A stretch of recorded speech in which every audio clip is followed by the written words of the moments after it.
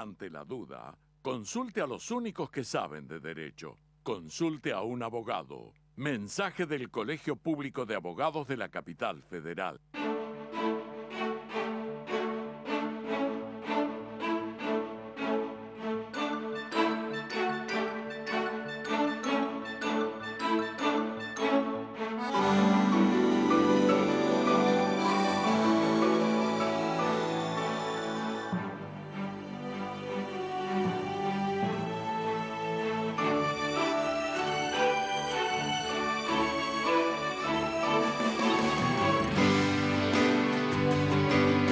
Nuestros valores, nuestros colores. Ayer, hoy y siempre. Banco Credicop Cooperativo. La banca solidaria.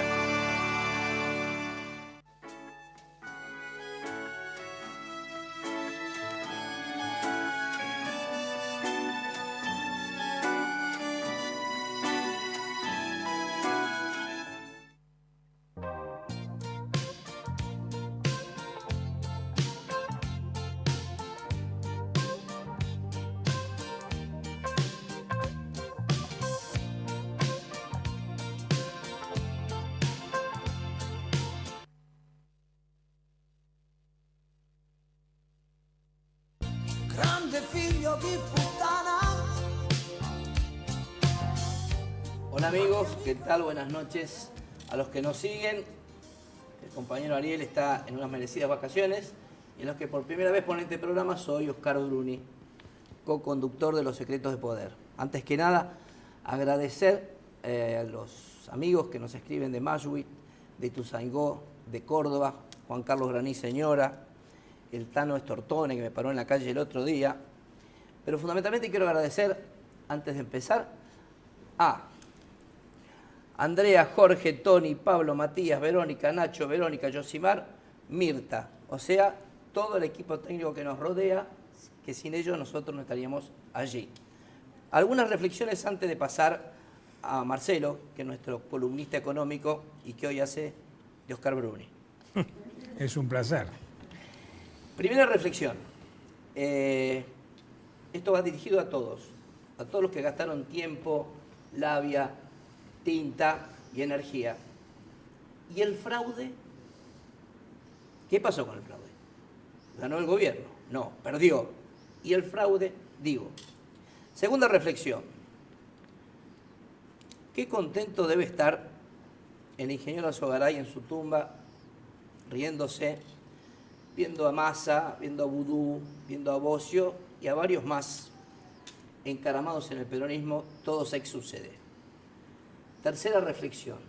El martes pasado yo no quise hablar del señor Massa y hoy tampoco lo voy a hacer. Lo único que voy a hacer es, como el martes pasado, recomendarles que lean una nota de hoy del diario La Nación, escrita por Beatriz Arlo. Impecable. Su lengua filosa, su creatividad,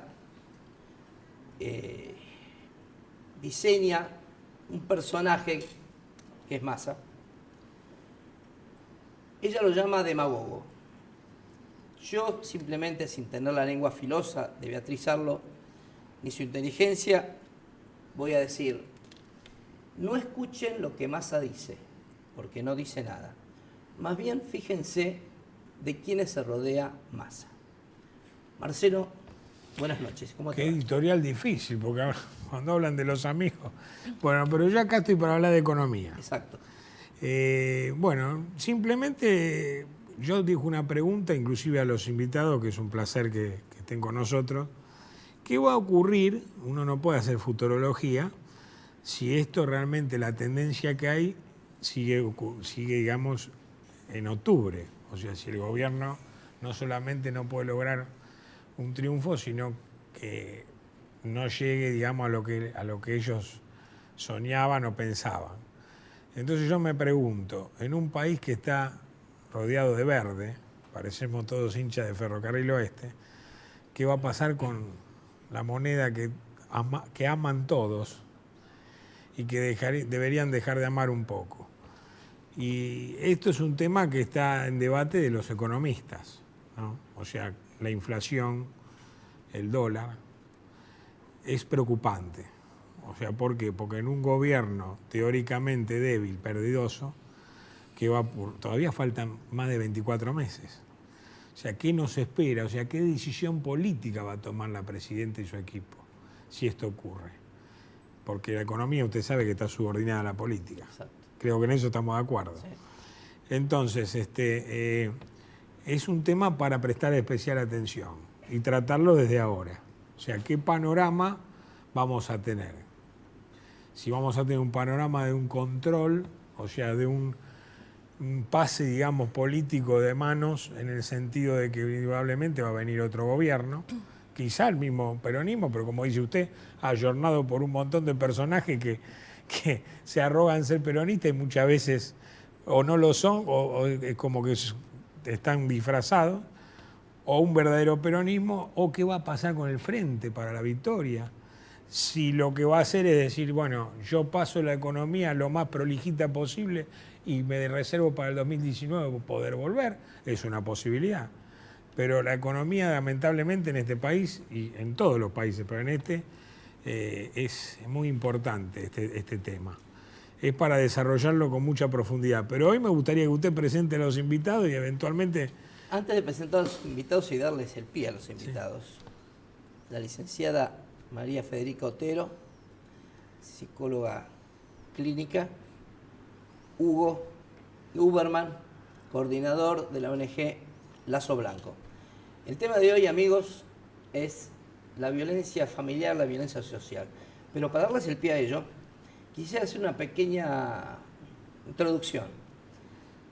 Con mucho respeto por lo que voy a decir, al doctor Nelson Castro. Él el otro día nombró el síndrome de Ubris. En realidad, el síndrome de Ubris no existe, doctor.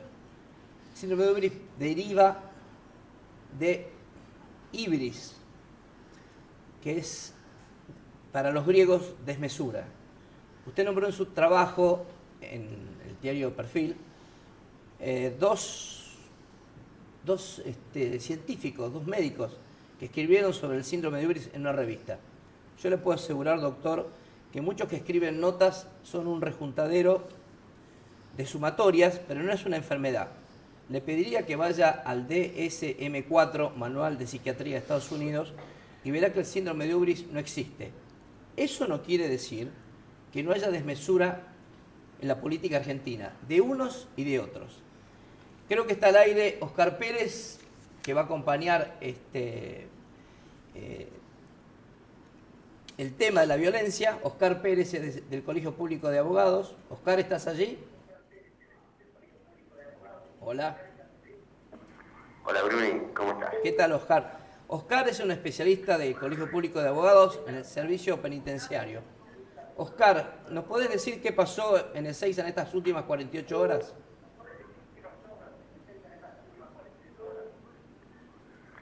Bruni, yo creo que lo que pasó en Ezeiza en estas últimas 48 horas, que no fueron 48 horas, fue un rato. Creo que es algo que era conocido dentro del penal, que algo estaba por pasar. Creo que es muy difícil escaparse de ese penal sin tener la complicidad de alguien. O sea, el que conoce ese penal sabe que es demasiado difícil escaparse. Creo que acá lo que ha fallado es algo que en la jerga penitenciaria se llama la 50. La 50 es la inteligencia penitenciaria. Alguien tenía que saber que esto iba a pasar.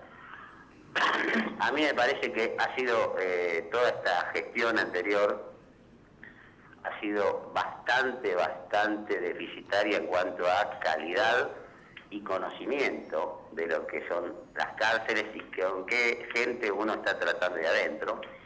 Pero creo que el gobierno ha dado un golpe de timón a partir de lo que les pasó hace unos días atrás, y así como ayer, por primera vez en muchos años, vimos al secretario general de la Presidencia estar en televisión, que era algo así como una cosa escondida, hoy vimos al ministro de Justicia poniendo la cara en un tema que realmente es preocupante. Y el ministro de Justicia seguramente no, siguiendo las decisiones de la presidenta como hace este gobierno, reflotó la figura de una persona que ha hecho muy bien las cosas en el servicio penitenciario, que es Alejandro Magrambio. Entonces creo que analizar lo que pasó, ya pasó. No se puede hacer un túnel como en las películas de Hollywood y salir de una cárcel de máxima seguridad tan alegremente sin que nadie hubiera sabido nada un poquito antes. Creo que alguien paga esto, serán agentes, serán alcaides, serán prefectos, subprefectos, pero fundamentalmente creo que el ex jefe del servicio penitenciario, que es a quien le reporta la 50, que es inteligencia, le ha fallado. O sea, manejaba eso, que es lo más importante en una cárcel, es saber qué pasa dentro, porque lo de afuera no sabemos qué pasa. ¿Usted, Bruni, sabe qué pasa dentro de una cárcel? No, para nada. Bien, nosotros, los que trabajamos en este tema, los que trabajamos con detenidos y demás, por lo general sabemos lo que pasa. Con más razón lo saben los que están adentro. Yo creo que lo importante de esto es haber rescatado a un especialista, una persona que realmente conoce el tema, que sabe de qué se trata, que estuvo 2 años teniendo una tarea excelente al margen de algún bombardeo de parte de la Procuración Penitenciaria, para obstaculizar su tarea. Pero bienvenido que la presidenta haya entendido que a veces hay que cambiar las cosas y en este caso tal vez se acabe el batallón militante y empecemos a estar un poco a resguardo de gente que tiene que estar detenida y no tiene que, con la complicidad no sé de quién, porque no lo conozco, estar hoy en la calle, a lo mejor la vuelta a su casa o la vuelta mía o la vuelta a la casa de director nacional. Bueno, Oscar, estamos en el aire, te agradezco tu intervención muy clara y en los próximos 2 programas te vamos a invitar para que te explayes en este tema. Gracias, Bruni. Te mando un gran abrazo. Un saludo, Ariel, para cuando vuelva y nos vemos en cualquier momento. Gracias. Licenciada, ¿qué es la Oscar. violencia? Bueno, ¿qué es la violencia, Oscar? La verdad que hoy en día no hay una sola definición de la violencia. ¿Por qué? Porque hay muchas interpretaciones de la violencia. Según yo, cómo interpreta la violencia, voy a poder definirla. Entonces yo asumo una definición de violencia que tiene que ver con que no existe una violencia, sino que existen las violencias en plural. ¿Por qué? Porque hay diferentes tipos de violencia y diferentes modalidades también de violencia. Solo que hay algunos tipos de violencia que están ya más visibilizados en la sociedad y otros que todavía están más ocultos. Nosotros pensamos, por ejemplo, en la violencia de género, que hoy en día se habla bastante ya en la televisión. Existe también la violencia social, la violencia política, la violencia en las situaciones de trata de personas, la violencia en las familias, la llamada violencia escolar. Digamos, existen muchas situaciones de violencia. Y también tenemos las diferentes modalidades de esa violencia. La violencia ejercida a través de lo verbal, de lo físico, de lo psicológico, de las omisiones. Omitir también muchas veces hace que emerjan situaciones de violencia. Pero digamos que todos esos tipos de violencia, todas esas modalidades de violencia tienen un común denominador. ¿Cuál es ese común denominador? Hay un sujeto o una institución que ejerce un poder desmedido, ilimitado, sobre alguna otra persona o algunas otras personas, ¿sí? Ese poder decimos que es ilimitado, desmedido, porque vos fíjate que existen, por ejemplo, violaciones post-mortem, o sea, que la muerte a veces hasta no es el límite de la violencia. Por eso decimos que es ilimitado y desmedido, ¿no? Este sujeto es un sujeto que goza, ¿sí?, provocando en el victimario este daño, y es una manipulación, ¿no?, inconsciente, o sea que hay un goce profundo de este sujeto, ¿no? en líneas generales, entonces hablamos ahora de las violencias y no de la violencia, ¿no? Vos fíjate que hay, por ejemplo, situaciones en las cuales la sociedad hoy más o menos ya tiene consenso de lo que es violencia. Si yo te digo a un chiquito en un jardín de infantes le pegaron con un palo y le fracturaron el brazo, nadie hoy en día va a decir que eso no es violencia. Sin embargo, yo te digo, por ejemplo, que en una familia hay un abuelo donde le sacaron todos su dinero y se lo administra otra persona porque cree que este señor no está capacitado para hacerlo y no le dan un espacio en la familia ni de charla ni de contención, tal vez en esas situaciones no hay consenso de violencia, ¿no? Entonces, hay mucho para trabajar todavía para visibilizar aquellas situaciones de violencia que todavía en la sociedad están ocultas. Hugo, ¿tu ONG a qué se dedica? Buenas noches. Es una alianza de organizaciones sociales que se llama Campaña Lazo Blanco de Argentina y Uruguay. Es una alianza de 100 organizaciones de Argentina y aproximadamente de 50 de Uruguay, que son organizaciones sociales, algunas gubernamentales, otras no, y organizaciones de mujeres que nos dedicamos a decirle que no a la violencia hacia mujeres y niñas. Y trabajamos muy vinculado a lo que decía la licenciada con respecto, desde un punto de vista muy especial, a la violencia. Nosotros creemos que la violencia es una restricción a los derechos humanos, que cualquier violencia, en todas las categorías que nombró la licenciada, es una restricción profunda a los derechos humanos. Y siempre los hombres hemos estado fuera del compromiso de decirle no a la violencia. Parecería que, o callando la boca, o participando en el mundo público, hemos sido parte de un mundo violento y hemos sido convocados a un mundo violento. Lo que trabajamos es con chicos, con adolescentes y con adultos mayores. El tema de la violencia en adultos mayores merecería 10 programas más, porque es todo un tema invisibilizado. Pero a través del recorrido que hemos hecho en toda América Latina, lo que vemos hoy, lo que podemos decir, que hay una violencia hacia niños y niñas desmedida. En cuanto a las crianzas, en cuanto al concepto de autoridad y en cuanto a algunas relaciones que se fijan asimétricamente y donde el que tiene la autoridad tiene un poder absolutamente violento sobre el chico o la niña, que inhibe sus derechos y que restringe su capacidad de ser conocido como sujeto de derechos o ser reconocido como tal. Una de las cuestiones que queremos traer acá, un poco lo hablamos con Oscar, es en toda América Latina uno va y recorre y se encuentra con un famoso diagnóstico de trastornos de aprendizaje con hiperquinesia o sin hiperquinesia, con movimiento o sin movimiento.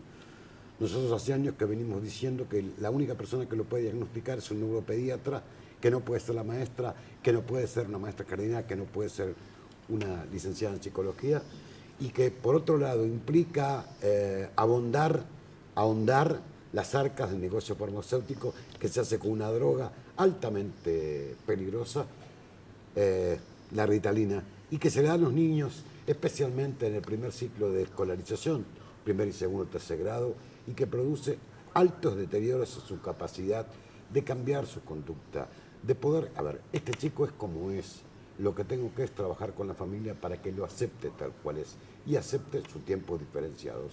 Como cualquier persona, yo no tengo un tiempo biológico que me lo puedan regular de afuera. Me tengo que acostumbrar a una vida muy rápida, donde no le damos la importancia a los cambios. Hugo, es una agresión farmacológica hacia el niño. Absolutamente, y también si la familia no lo toma como alguien muy especial que necesita un acomodamiento de sus tiempos y una agenda personal, aunque tenga 6 años en la heladera, también es una agresión de la Marcelo, familia. pregunta. Dígame, doctor, y también me gustaría que me contesten los dos. ¿Ustedes tienen alguna estadística? Porque usted me dijo que hicieron una evaluación en América Latina. Me gustaría escuchar eso, la estadística, digamos, si esto es en los colegios, si es en las familias, en qué porcentual. Hablando no de violencia sobre niños. Yo voy a responder, perdón. Especialmente en el grupo etario, ahora terminó en Montevideo la reunión del Fondo de Población, la misma que se hizo en el Cairo en 1994. Y se armó un consenso de trabajo con jóvenes, infancia. Nosotros podemos decir que en América Latina el grupo etario de 15 a 29 años es un grupo de alto riesgo en violencia. Sobre 5 muertes, 4 son masculinas y una femenina. Las 4 masculinas son por adicciones, alcoholismo, violencia callejera o violencia de maras y o barras bravas y o grupos adversarios. Esto nosotros lo decimos. Es por eso también que algunas agencias de Naciones Unidas, con parte de la campaña que hemos sacado, una campaña que se llama El Valiente no es violento, como un mensaje para los jóvenes de 15 a 29 años de toda América Latina. Nosotros creemos que hay que poner el ojo a ese grupo etario en cuanto a relaciones y en cuanto a la relación con la violencia y la socialización masculina. Federica, Sí. tus datos. Yo voy a tirar un dato que conozco de la Argentina. 700 casos de denuncias de bullying en lo que va del año.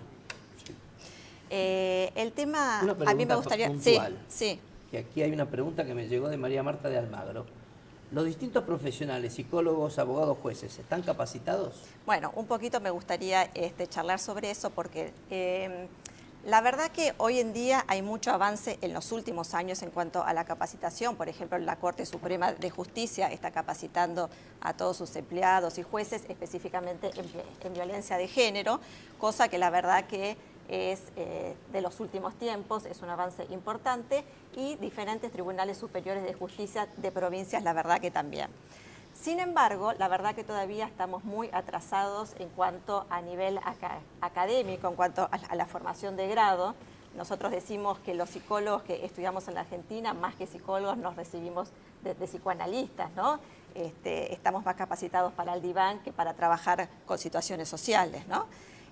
Pero la verdad que hay un avance que tiene que profundizarse. Pensar que los jueces han tenido una capacitación que tiene que ver con la facultad, donde todo esto años atrás no se hablaba, y también hay un tema que está inmerso, que no se habla mucho, que se da también en la violencia, que es esto de el patriarcado que tenemos internos todos nosotros, aunque no lo querramos reconocer. Me imagino ¿no? que esto que vos estás diciendo debe ser mucho peor en el interior del país.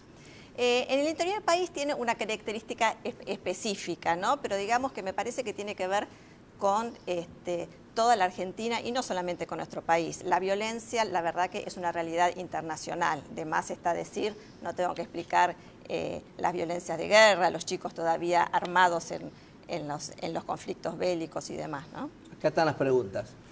Bueno, Alberto y Capital Federal coincide con Bruni por el tema fraude. Le pide que continúe así. Verónica de La Plata felicita por el programa, muy claro los conceptos de los dos invitados. Alejandra de Capital Federal. Muy importante el tema que se trata, muy acertados los conceptos de Bruni, donde puede uno comunicarse para ser asistido. Después, Hugo, vamos viendo tus datos. Sí. Pedro Temperley, muy bueno el programa, interesantes los temas tratados. Karina de Olivos, muy bueno el programa. La pregunta al economista: ¿cuánto tiempo falta para que ocurra algo parecido al 2001? Oscar de San Andrés, lo mismo. Le pregunta a Toscano, que por sus comentarios, si debemos esperar muy pronto el caos económico. Contesta primero Marcelo vos. No, entiendo que no, lo que no significa que estemos mal. O sea, no es necesario vivir un caos económico para... No está ese escenario.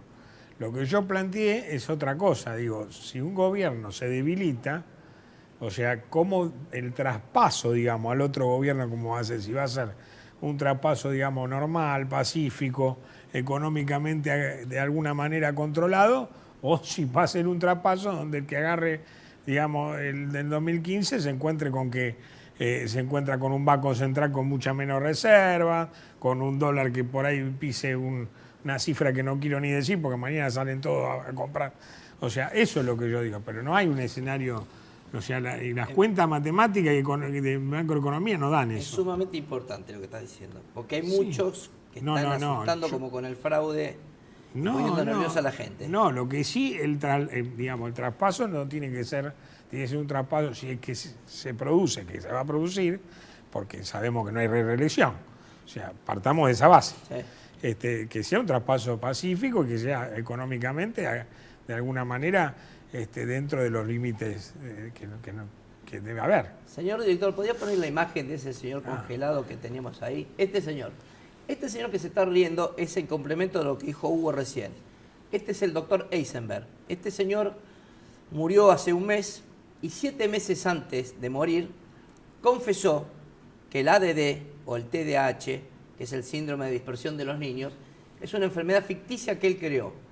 Él fue el que creó la enfermedad ficticia para que se dé la ritalina que Hugo recién explicó, y esa enfermedad, a diferencia del síndrome de Ubris, sí está en el MSD4. Por lo tanto, habría que separar y ver cómo estos señores pagados por los laboratorios inventan enfermedades que terminan agrediendo a nuestros niños. Otra pregunta para vos, Federica. Sí. Aquí llega otra de Eduardo Ponte, de Florida. La pregunta es, la violencia está presente en la humanidad. ¿Qué podemos hacer? ¿Nos podemos erradicar? La verdad que hay mucho para hacer, ¿no? La violencia, la verdad que es intrínseca del ser humano, la tenemos todos. Sin embargo, para vivir en sociedad tenemos mecanismos para inhibirla y sublimarla. Solamente que parece que últimamente esos mecanismos no están funcionando muy bien, ¿no? Pero la verdad que me parece que lo primero que tenemos que hacer es reconocerla, continuar visibilizándola y cada uno ir haciéndose cargo, ¿no? Dentro de sus posibilidades, cada uno con sus responsabilidades, de qué poder ir haciendo con esta violencia y trabajar cada uno internamente, como es su historia de violencia. Perdón, ¿no? doctor Bruni, Sí. una pregunta, ¿puedo hacer? Sí. ¿Por qué, Ya dos terminamos, cosas, ¿eh? ¿por qué lazos blancos? Y rápidamente que dé los datos. Tal cual. Lazo Blanco, la página web es www.lazoblanco.org. Empezó en Canadá. Hubo hombres que presenciaron hace 20 años, empezaban en el Politécnico de Quebec, las mujeres a estudiar. Entró un señor y mató a 14 mujeres a gritos feministas. Y se pusieron un lazo blanco que hoy es conocido en todo el mundo, muy igual que el lazo rosa que se usa para el HIV, que el lazo violeta que se usa para la violencia hacia mujeres. Nosotros usamos el lazo blanco para mostrar nuestra disconformidad con la restricción de derechos y creemos que sí la violencia hay que achicarla, acotarla a una promoción de derechos. Si a mí me preguntan cómo puedo prevenir la violencia, yo digo promoviendo derechos. A más derechos humanos, menor restricción de los mismos. Bueno, gracias a los dos invitados. Gracias a vos. Marcelo. Muchas gracias. Estamos terminando el programa de hoy. Como ustedes verán, el tema está para varios programas más. Lo que quisiera decir es gracias a todos los que escribieron, gracias a todos los que nos están mirando, y que entre todos el síndrome de Ubris, derivado de la metáfora del ibris, o sea, de la desmesura de unos y otros, entre todos tratemos de controlarla. Buenas noches, muchas gracias y nos vemos en Metro el martes que viene en Los Secretos del Poder.